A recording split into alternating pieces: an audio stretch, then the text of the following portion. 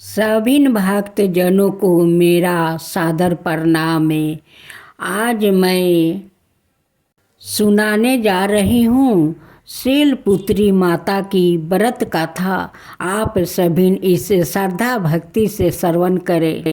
नवरात्रि के प्रथम दिन की अधिष्ठात्री देवी माँ शैलपुत्री है। पर्वतराज हिमालय की पुत्री होने के कारण इन्हें शैलपुत्री कहा जाता है। ये नंदी बैल पर आरूढ़ रहती है। दाहिने हाथ में त्रिशूल और बाएं हाथ में कमल का पुष्पा धारण करती है। इनके मस्तक पर अर्धचंद्र सुशोभित है।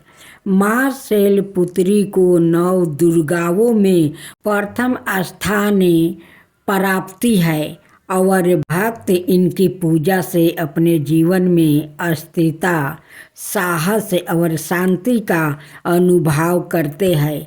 इनकी आराधना से मनुष्य का आत्म बल प्रबल होता है और साधक को धर्म, अर्थ, काम और मोक्ष की प्राप्ति होती है।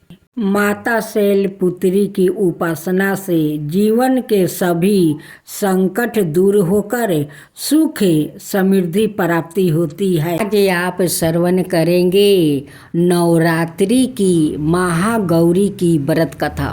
माता दुर्गा जी की 8वीं शक्ति का नाम है महागौरी। इनका वर्ण पुरनीत गौर है। इस गौरता की उपमा शंख, चंद्र और कुंद के फूल से दी गई है। इनकी आयु 8 वर्ष की मानी गई है। 8 वर्ष भेद गौरी इनके समस्त वस्तुओं और आभूषणों आदि भी सेवत है। इनकी 4 भुजाएं हैं। इनका वाहन वृषभा है।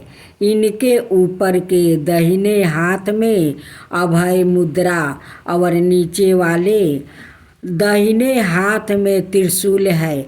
ऊपर वाले बाएं हाथ में डमरू और नीचे के बाएं हाथ में बरमुद्रा है। इनकी मुद्रा अत्यंत शांत है। अपने पार्वती रूप में इन्होंने भगवान शिव को पति रूप में प्राप्ति करने के लिए बड़ी कठोर तपस्या की थी।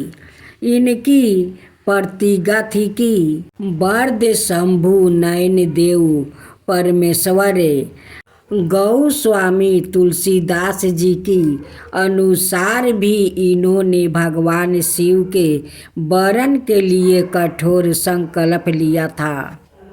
जन्म कोटि लागी रागर हमारी, बरहूँ शंभु ना तरहूँ कुंवारी। गौरी कहती है कि करूँगी तो आपसे शादी, नहीं तो मैं कुंवारी रह जाऊंगी। इस कठोर तपस्या के कारण इनका शरीर एकदम काला पड़ गया।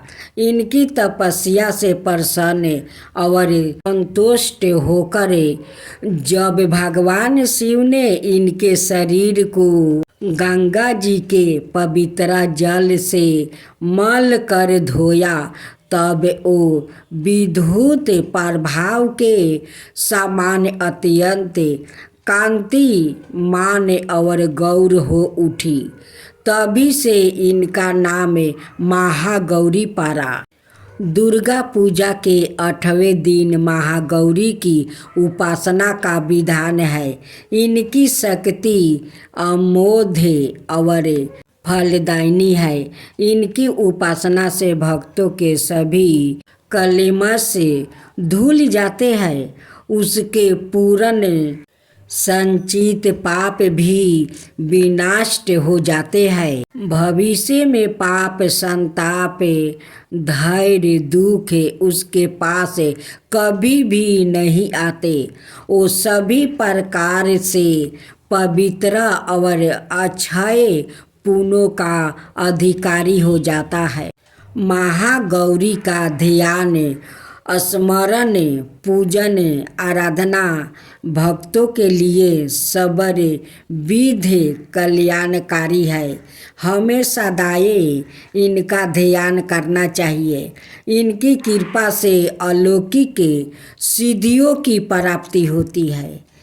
मन को आनंद भाव से एक निष्ठा करे मनुष्यों को सदाए इनके ही ध्यान करना चाहिए। ये भक्तों का कष्ट अवश्य ही दूर करती है। इनकी उपासना से भक्त जनों के असंभव कार्य भी संभव हो जाते हैं और इनके चरणों की शरण पाने के लिए हमें समृद्धि के प्रयत्न करना चाहिए। पुराणों में इनकी महिमा का वर्णन आख्यान किया गया है। ये मनुष्य की विरचितों को सत्य की ओर प्रति करके अस्मिता का विनाश करती है। हमें परिचित भाव से सदाए इनका शरणागत बनाना चाहिए। माँ दुर्गा जी की आरती। ओम जय अम्बे गौरी मैया जय मंगल मूर्ति, तुमको निस दिन धावते हरि बरि माँ शिवरी।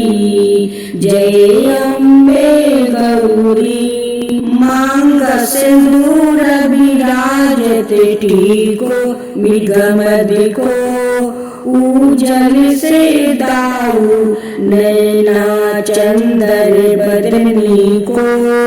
जय अम्बे गौरी कनक समान कलेवर रक्तंबरी राजे, रक्त पुष्पागर माला कंठन पर साजे। जय अम्बे गौरी कहरी बानी राजते खरंगी खापर धारी, सुरी नर मुनि जन सेवते तिनके दुखी हारी।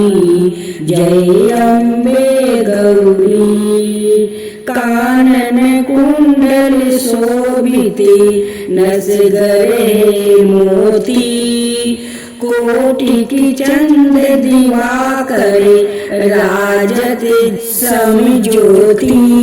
जय अम्बे गौरी सुबन शुभ बिडारे महिषासुरी घाती, धूर्म विलोचन नयना निशिदिनी मदिमाती। जय अम्बे गौरी 64 योनि मंगल गावे नृत्य करते भैरू, बाजते ताल मृदंगा और बाजत डमरू। जय अम्बे गौरी भुजाचार्यति शोभते खरंगी खपर धारी, मन बचित फल पावते सेवते नर नारी। जय अम्बे गौरी कंचन थाल विराजते और कपूरी बाती, श्रीमल के तुम्हें राजते कोटि रतन जयोति। जय अम्बे गौरी श्री अम्बे जी की आरती जो कोई नर गावे, कहत शिवानंद स्वामी सुखी संपत्ति पावे। श्री अम्बे जी की आरती जो कोई नर गावे, कहत शिवानंद स्वामी सुखी संपत्ति पावे। जय अम्बे गौरी जय अम्बे गौरी जय अम्बे गौरी जय अम्बे गौरी।